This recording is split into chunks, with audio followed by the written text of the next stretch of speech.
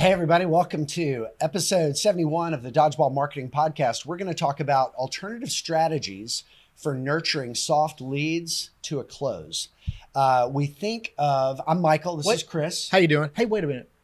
What's a soft lead? What's a soft lead? So a lot of times you have somebody out there you know is interested in what you do, either your services, your products, but they're not ready to commit. They're not far enough down in what a traditional sales funnel to commit. And so my frame of reference for this is we typically think of lead nurture as capturing an email and then sending them content, but there are a lot of other ways to stay in front of people.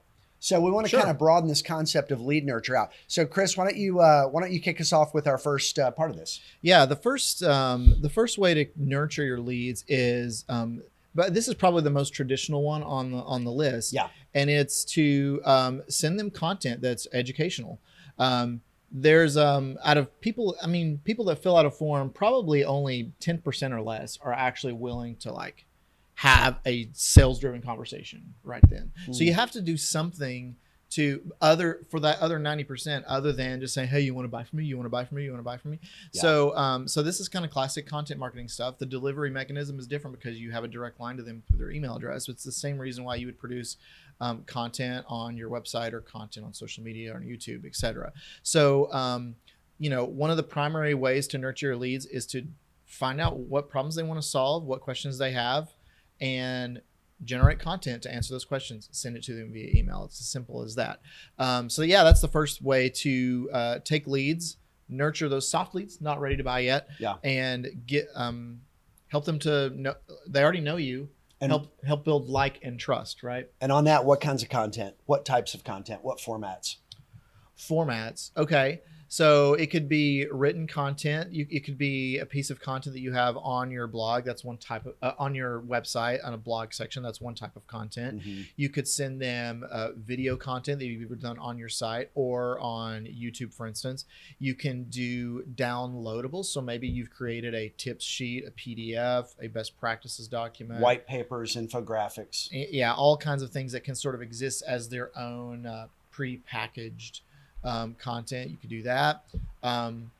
Probably more. You could send them audio. You can send them podcasts. All that stuff. Can you think of any more? Yeah, I think it's great. But yeah, this is that traditional category of sort of thinking about, hey, we have an email address. They're interested. We know what services or what category they're interested in. Yeah. And then dropping them into a flow of educational content for that category. Yeah. It's the jab to the right hook if you're a Gary Vaynerchuk fan. So, That's great.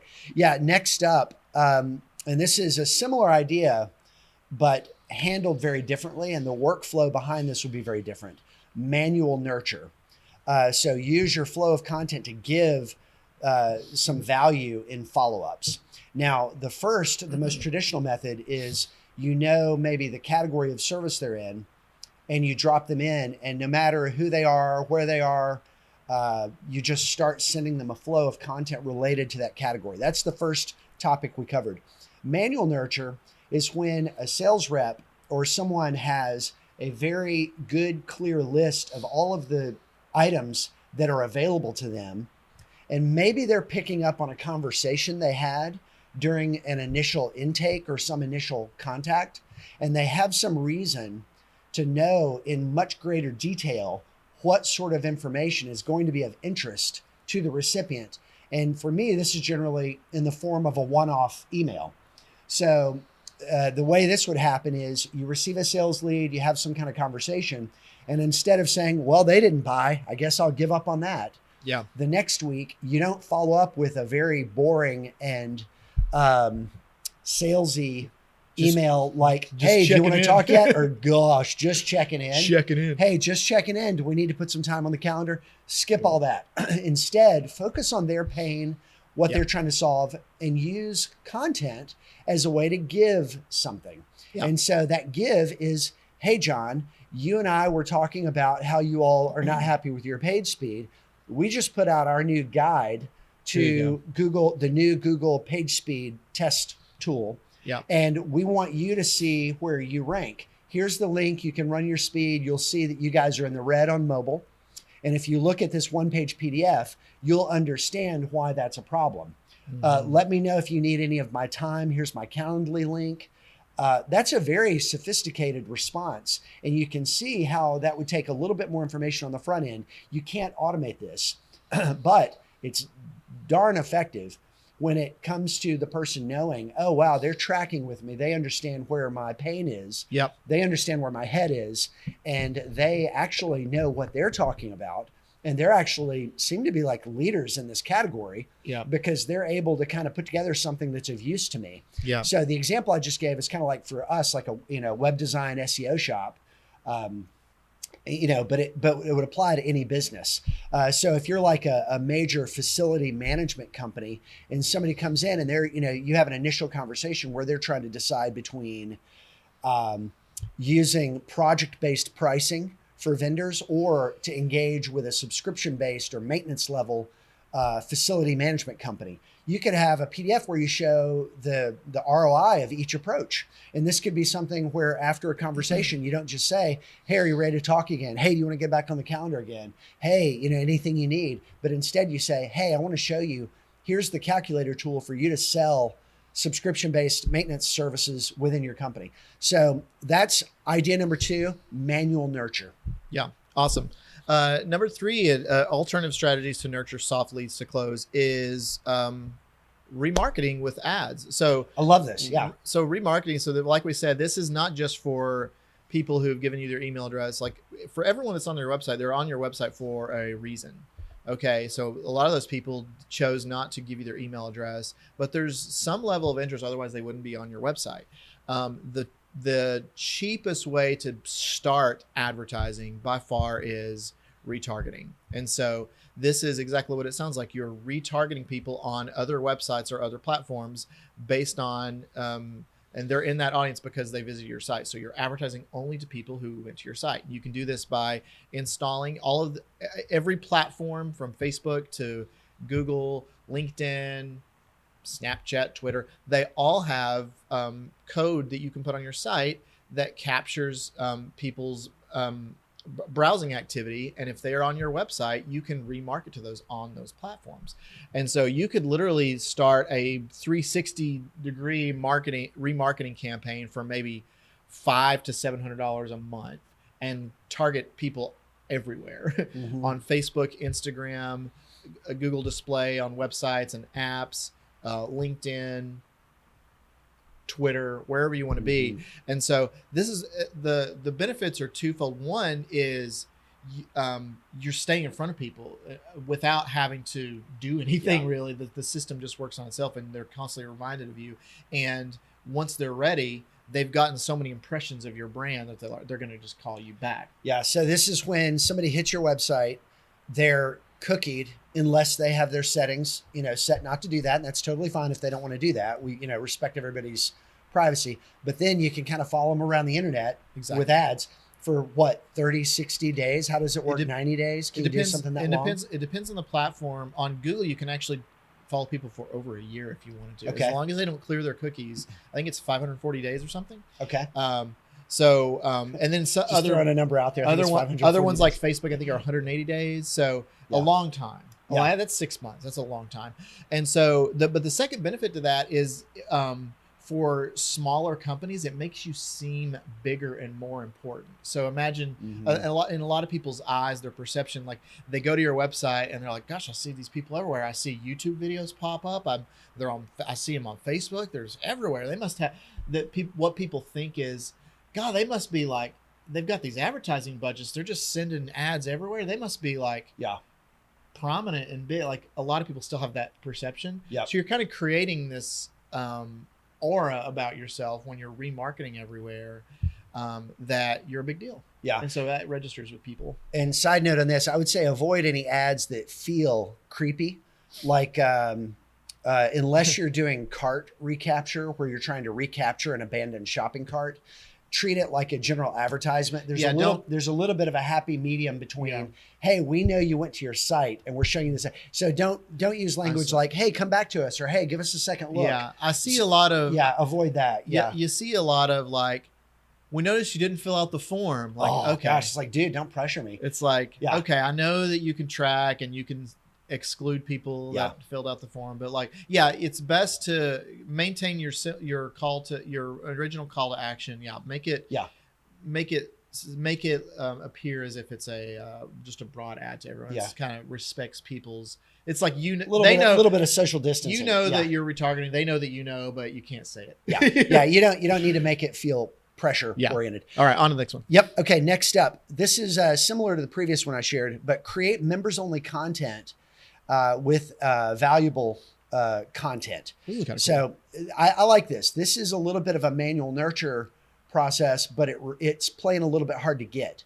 And the reason this is helpful is if you are doing this thing where you're sharing new pieces of content with sales prospects manually through email. Hey, John, I was thinking about you. You and I were talking about this. We have a new resource on this. Here's the link. It's not a bad idea to require something of them to get the content by putting it behind a form fill. So when you gate that content, this is a good tool for using your content as a way to see how interested they are. Because maybe they get an email, they see the email, they're interested. Maybe they kind of accidentally click on it and suddenly you're like, oh, they're really excited. This is great. Well, you don't really know that. All you know is they clicked on a link. They may or may not have meant to click on it. They may not have been that interested. If you've got somebody you're kind of working with, you can actually just gate content, is what we say, or put it behind a form fill on your website. And so then when you invite them to it, you can say, hey, here's a username and a password for you. And I'm giving you access to this members only content because we've been talking.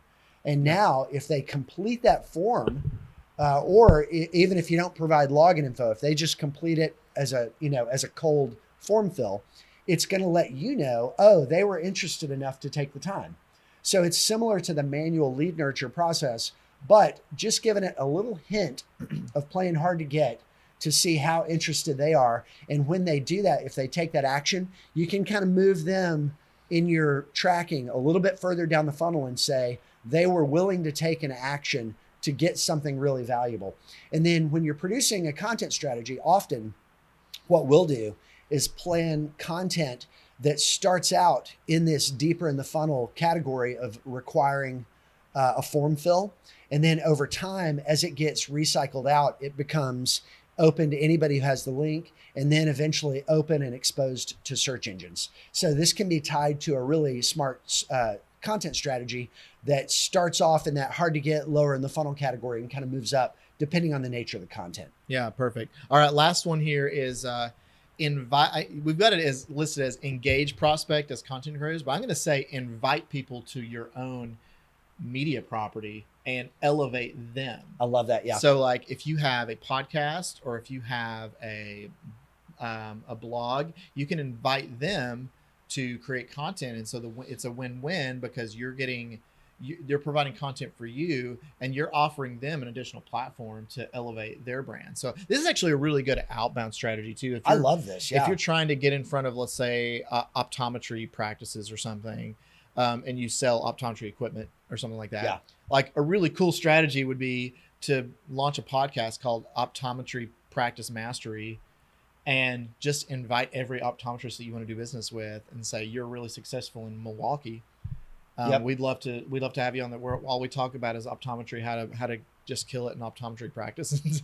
And so that's a great way to, I like that as an outbound, but it's also good here for inbound people that are already engaged with you to go ahead and invite them in. And boy, talk about increasing on the know, like, trust. If you're giving, so you're not just giving them value, you're literally elevating their brand so then they can talk about how they were featured over here on this podcast or this video series, etc.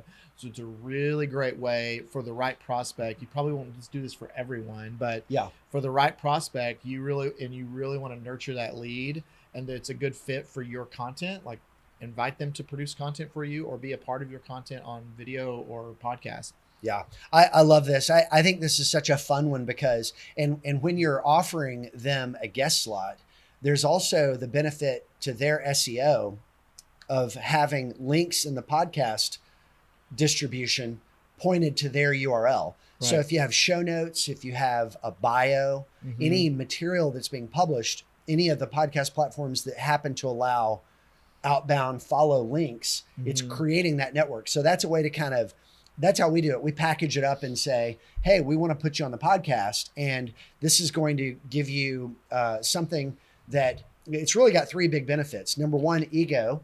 They get to be featured. Yeah. Number 2, inbound links and exposure that works for search engines.